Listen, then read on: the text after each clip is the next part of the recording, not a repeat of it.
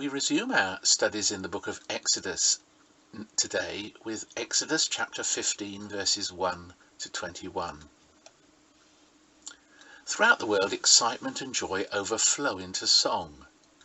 So the Israelites burst forth into praise to God for the great deliverance at the Red Sea, as recorded in the present verses. Today, song remains an important evidence of a people alive to the blessing of God. If Christians do not sing, can they really claim to have understood what great things God has done for them? Moses' song here may be divided into two halves.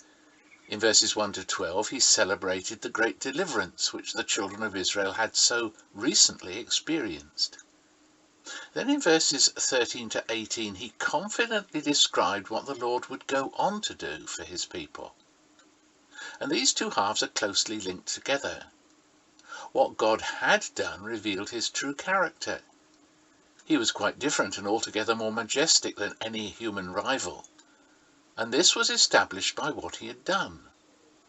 Knowing this, and the promises of God, secured the future blessing of the people of God.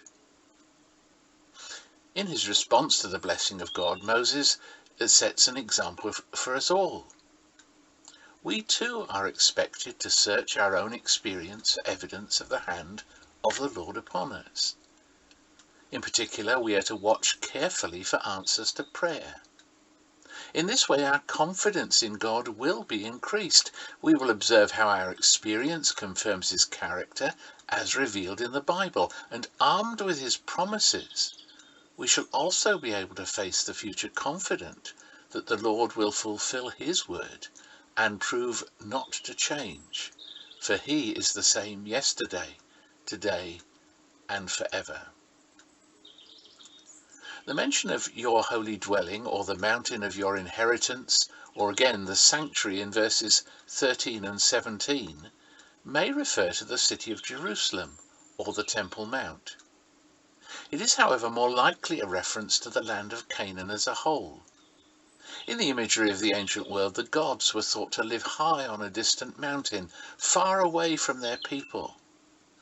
A sanctuary was, however, a place where these gods, in some way present. And these ideas seem to lie behind Moses' words. The entire land was to be the Lord's sanctuary, and the land itself was the mountain where he dwelt. Thus, the point is made that the Lord was no distant God uninterested in the affairs of his people. He was going to live, as he already was, in the midst of them. This truth would prove to have two sides to it. On the one hand, the people could live securely in the fact that the Lord was ever on hand to help them, and they could always enjoy fellowship with him, just as Adam and Eve had done in the Garden of Eden. The land was to be heaven on earth. On the other hand, though, the land was never absolutely theirs. It was the Lord's, and they were entrusted to it as tenants. That tenancy could be lost through failure to live as his people. Because of the presence of sin among the people, this would always be a real threat, and one day they would in fact lose the land when they were taken away in exile. This weakness, of course, pointed forward to the time when sin would be finally dealt with. It showed that the land symbolized something far, far greater. One day, God would so deal with sin that his people would enjoy all the blessings of fellowship with God, but without the danger of the blessing being lost through sin. And so as believers, we look for a new Jerusalem in which this great hope will be finally realized, as we read especially in Revelation chapter 21 verses 1 to 4 and chapter 22 verses 1 to 5. Before we leave these verses, however, we need to notice the further repetition of God's goodness. Verse 19, and compare chapter 14, 21 and 22, and again 29. God's salvation was so marvellous to the author of the book of Exodus that he kept returning to the same theme and rejoicing in it.